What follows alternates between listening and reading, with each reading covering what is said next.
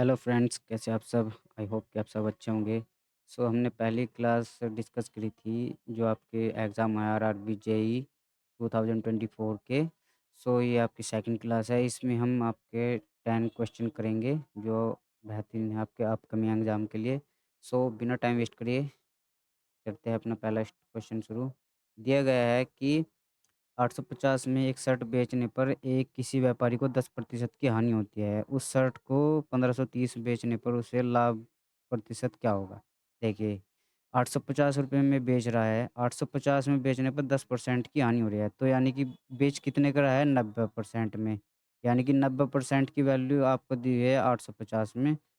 तो अब ये कह रहा है कि उसे 1530 रुपये में बेच रहा है, तो उसे कितना लाभ हो रहा है?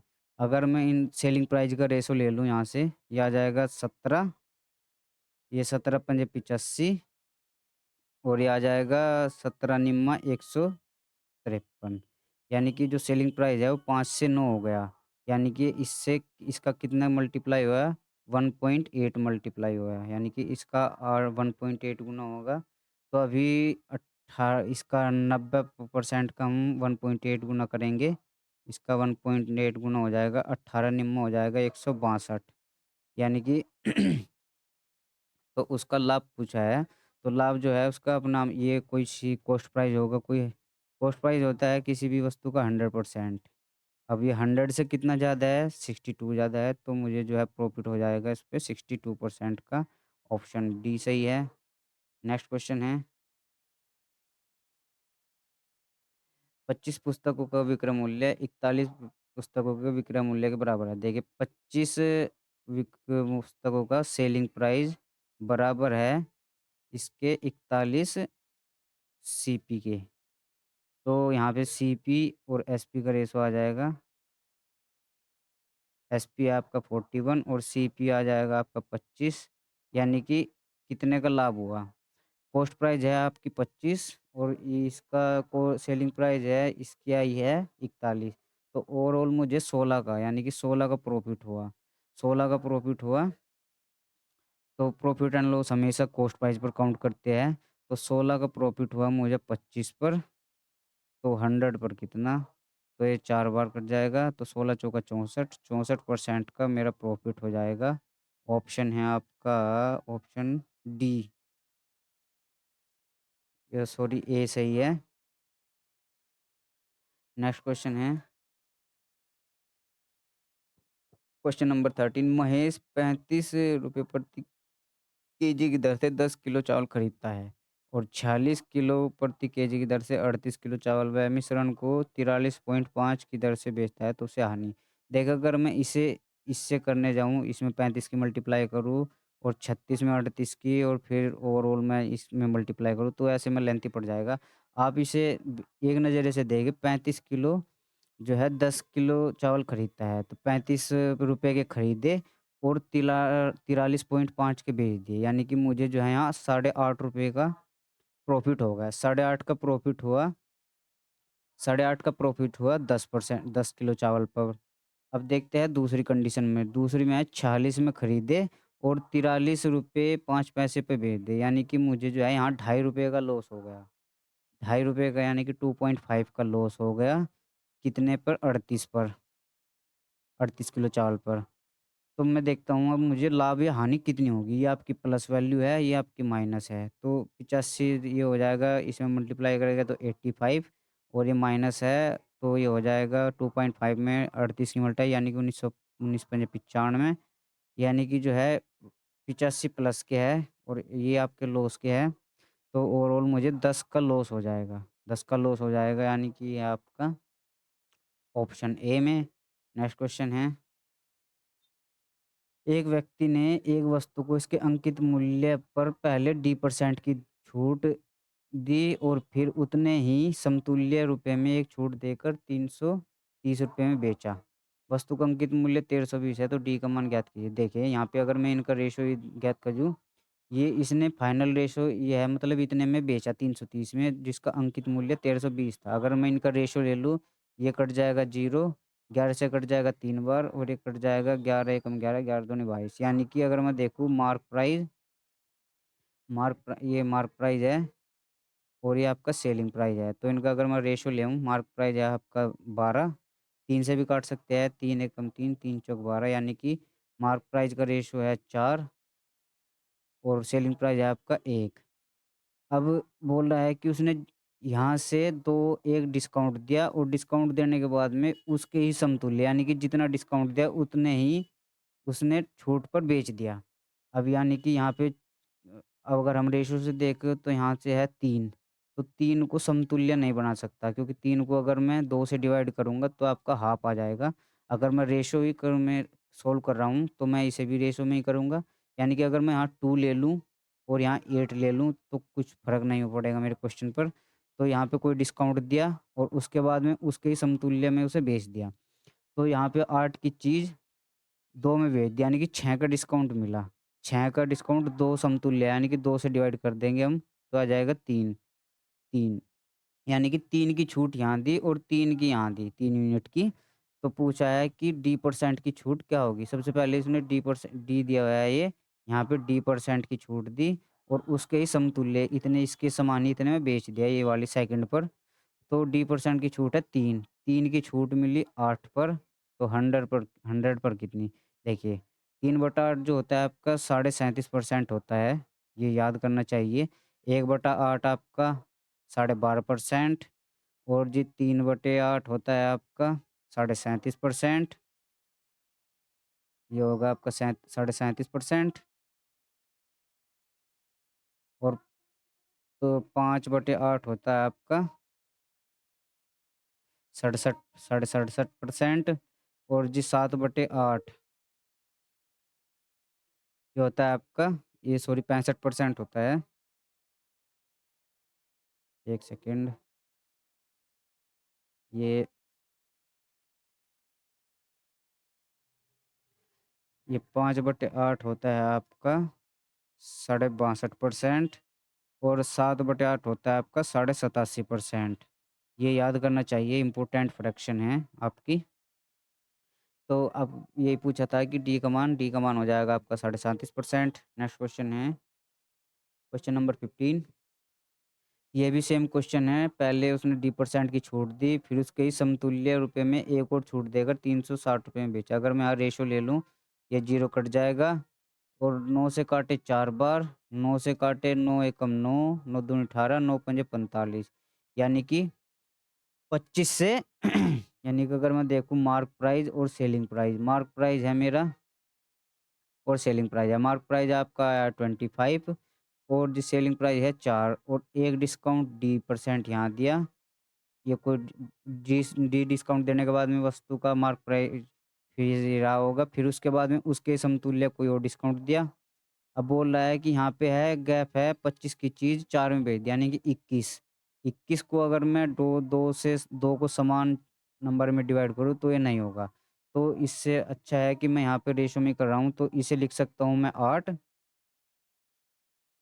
इसे 8 लिख लो और इसे 50 लिख लो तो कोई फ़र्क नहीं होगा। अब भी सेम क्वेश्चन हो जाएगा, यानी कि यहाँ पे डी डिस्काउंट दिया जा रहा है डी परसेंट का, तो ओवरऑल जो है 50 की चीज़ 8 में बेच दी, यानी कि 42 की छूट दी। 42 की छूट है 2 समतुल्य पे, यानी कि 2 से डिवाइड करूँ तो आ जाएगा 21, यानी कि ओवरऑल जो है 21 की छूट यहाँ मिली और 21 की यहाँ मिली। तो पूछा है आपसे कि पहली छूट कितनी है? यानी कि अगर मैं देखें 21 की छूट मिली 50 पर, तो 100 पर कितनी? तो 50 से काटेंगे 2 बार तो 21 दूनी हो जाएगा आपके 42% मेरा आंसर हो जाएगा। ऑप्शन है आपका बी सही, वो सी। नेक्स्ट है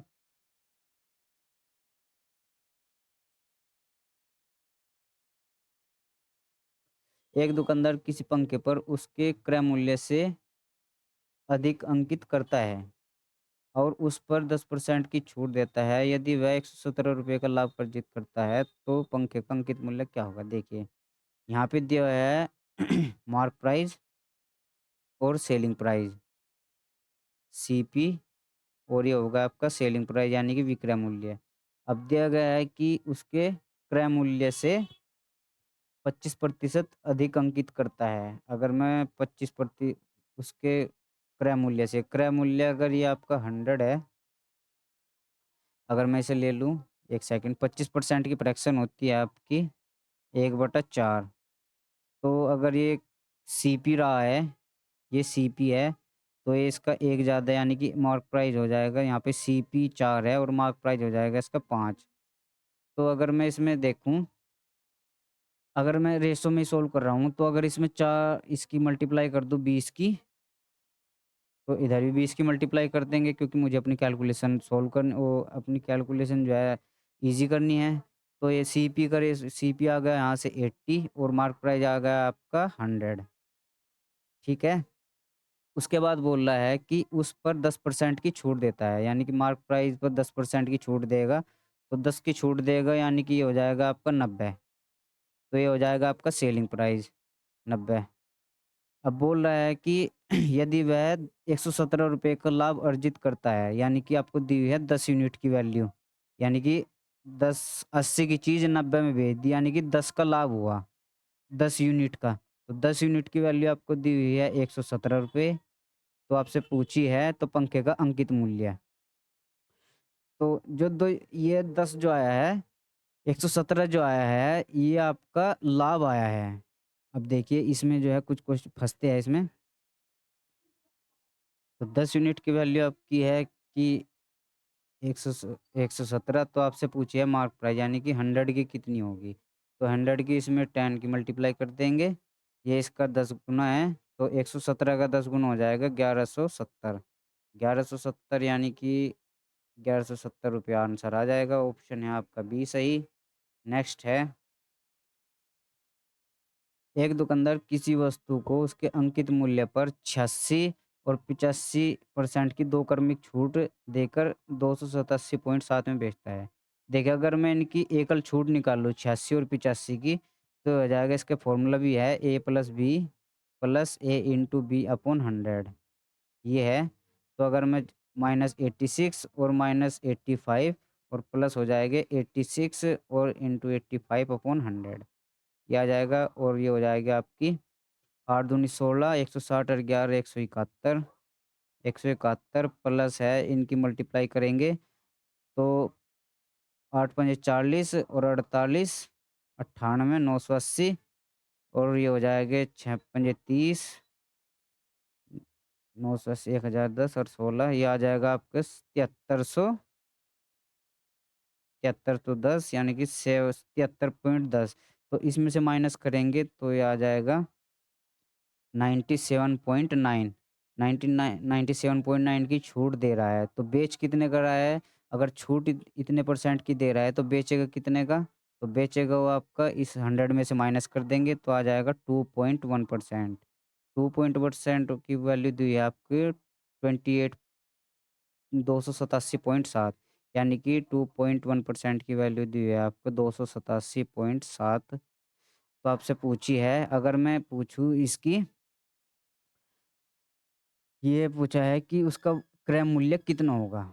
अब क्रय मूल्य हमें फाइंड करना है। अगर मैं इसकी 100 की बात करूँ तो 100 की जो होगी, ये दशमलव से दशमलव कट जाएगा, ये आ जाएगा 21, 21 से डिवाइड करेंगे, 21 एकम 21, 21 तिया 63, 21 सत्ते 147, 1% की वैल्यू 137 है, तो 100 की आ जाएगी 1370, 13,700। अब ये जो वैल्यू आई है, ये आई है आपकी लाभ पर, लाभ पर, यानी कि ये 100 लाभ हुआ है 137% का लाभ, क्योंकि ये 137% का लाभ अर्जित करके वैल्यू आई है। तो आपसे पूछी है कि उसका क्रय मूल्य क्या होगा, यानी कि ओवरऑल जो है ये 137 की वैल्यू आई है यहाँ से, तो आपको बतानी है 100 की। ये इसका है 10 टाइम, तो इसका 10 टाइम हो जाएगा आपका 10,000, तो 10,000 मेरा आंसर हो जाएगा ऑप्शन ए में। नेक्स्ट है आपका, किसी धन निश्चित राशि पर दूसरे वर्ष के लिए अर्जित ब्याज 3326 है और ब्याज की दर 15% वार्षिक है, तो जो वार्षिक रूप से चक्रवृद्धि है, तो धनराशि ज्ञात कीजिए। अब देखिए ये दिया है, ये लाइन ध्यान से पढ़ने की है। इसमें दूसरे वर्ष के लिए अर्जित ब्याज, मान लीजिए कोई राशि है एक्स, अगर मैं इस पर पहले साल का इंटरेस्ट लगाऊं, तो इंटरेस्ट है आपका 15%, 15% की फ्रैक्शन होती है आपकी 3/20। 3/20 का मतलब है ये हो जाएगी आपकी 3/20 ये हो जाएगी आपकी 23/20। तो 23/20 ये हो जाएगी, यानी कि ओवरऑल जो है मुझे ब्याज जो है इस पर 23/20 का मिलेगा। अगर मैं इसका 23/20 निकाल लूँ, तो इसका 23/20 आ जाएगा। अब ये है जो है ये इतना दूसरे वर्ष के जो ये जो है पहले वर्ष में हमारा अमाउंट होगा टोटल। अब ब्याज सहित। अब दूसरे वर्ष की जो गणना होगी, ये दूसरे वर्ष के लिए जो है, ये इसका प्रिंसिपल होगा, क्योंकि अब हमें इसके दूसरे वर्ष का फाइंड करना है 15% का। तो दूसरे वर्ष का पर हमें इसका 15% फाइंड करना है। तो 15% की फ्रैक्शन है आपकी 3/20। 3/20 और जो कि यह है आपका 3726। क्योंकि इस मान लीजिए कोई प्रिंसिपल रहा, प्रिंसिपल पर पहले वर्ष ब्याज लगा आपका 15%। तो ये जो है 15% ब्याज लगा, तो उस पर जो ब्याज जनरेट हुआ, ब्याज बनने के बाद में जो टोटल अमाउंट हुआ, वो सेकंड वर्ष के लिए जो है प्रिंसिपल बनेगा, दूसरे वर्ष के लिए। अब हमें इसे सोल्व करना है, तो 3 से काटेंगे अगर हम, ये 23 से काटेंगे, 23 पंजे, 23 एकम 23 और 23 दूनी 46, 23 एकम 23, 23 23 छिक्का 138 और 23 दूनी 46, 162 बार। और 3 से काटेंगे, 3 पंजे 15 और 3 चौक 12, 54। तो एक्स की वैल्यू जो आएगी यहाँ से आ जाएगी, ये इसमें 54 और ये 2 दूनी 4, 20 का वर्ग 400 इंटू 54। और 54 चौके होता है आपके 216 और 2 जीरो, तो यहाँ से एक्स की वैल्यू आ गई 216 और डबल जीरो, यानी कि 21,600। 21,600 मेरा आंसर हो जाएगा। नेक्स्ट है 1 फरवरी 2024 से 12 फरवरी 12 अप्रैल 2024 तक की अवधि के लिए 5.25% की ब्याज दर पर 4,000 पर साधारण ब्याज कितना होगा? देखिए, पहले काउंट कर लेते हैं फरवरी। फरवरी से 2024 है, तो ये लीप ईयर है। लीप ईयर है तो मतलब फरवरी में 29 डेज हो गए। अब इसमें दिन कितने बचे? तो फरवरी में आपके दिन बच रहे हैं आपके ये 28, और ये हो जाएगा आपके ये बचे 9 और 9 18। 18 तो पूरे फरवरी के, और 31 मार्च के, और 12 है अप्रैल के। तो अगर इन्हें तीनों को ऐड करें तो आपका आ जाएगा 3 और 2 5, यानी कि 50 और 11 61, यानी कि 61 डेज मेरे आए हैं अभी। यहाँ तक सभी को समझ में आ गया। अब देख रहा है कि इंटरेस्ट इंटरेस्ट है हमारा 5.2%, या अगर इसमें सिंप्लीफाई करूँ तो इसमें आ जाएगा 5.25 हो गया आपका 1/4, तो आ जाएगा 5 चौक 20, यानी कि 21/4%। 21/4%, तो मुझे 4,000 पर निकालना है। तो 4,000 का 21.4% जो है 61 दिन। अब मुझे इसे ईयर में कन्वर्ट करना है, तो ये हो जाएगा, क्योंकि ये जो है 2024 आपका लीप ईयर है, तो इसमें 366 दिन हो गए। अगर मैं इसे डिवाइड करता हूँ, तो ये हो जाएगा 61, ये सीधा-सीधा इससे डिवाइड हो गया 6 टाइम। तो जो है मैं आंसर जो है मार्क कर दूँगा, क्योंकि मुझे यहाँ से 7 का मल्टीपल इसमें नज़र आ रहा है, ये 7 इंटू 3 है। ये 7 इंटू 3 है, क्योंकि नीचे 7 कहीं पर भी नहीं है, जो कि इससे कट जाएगा। 7 का मल्टीपल सिर्फ़ एक ही ऑप्शन है, ऑप्शन बी।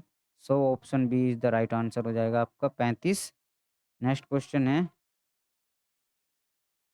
यदि समान ब्याज दर पर 2 वर्ष में साधारण ब्याज 56 और चक्रवृद्धि ब्याज 64 है, तो मूलधन ज्ञात कीजिए। देखिए, क्योंकि डीआईएस ने 2 वर्ष में साधारण ब्याज 56 है, क्योंकि 2 वर्ष में साधारण ब्याज जो होता है प्रत्येक वर्ष समान होता है। अगर ये 56 है, तो 1 वर्ष का कितना होगा? पहले वर्ष का ब्याज होगा 28, और दूसरे वर्ष भी 28 होगा। ये आपका पहला ईयर और ये आपका सेकंड ईयर। अब जो है चक्रवर्ती ब्याज जो होता है हमारा टोटल होता है सारा। उसमें आपका स simple interest plus compound interest दोनों आ जाते हैं। अब ये 56 तो ये हो गया, 56 से अब ये यहाँ तक का कितना गैप है? 4 और 4 8, यानी कि ये 8 हो गए यहाँ पे।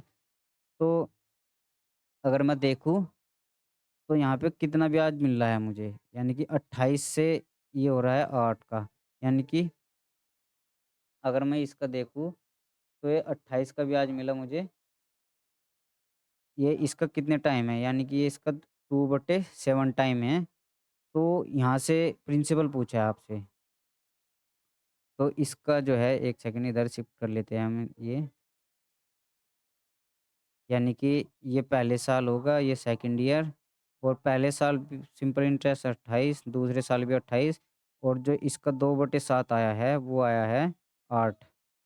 अब कोई प्रिंसिपल रहा होगा, मान लीजिए एक्स रहा है, और उसका 2/7 किया हमने, तब 28 आया है।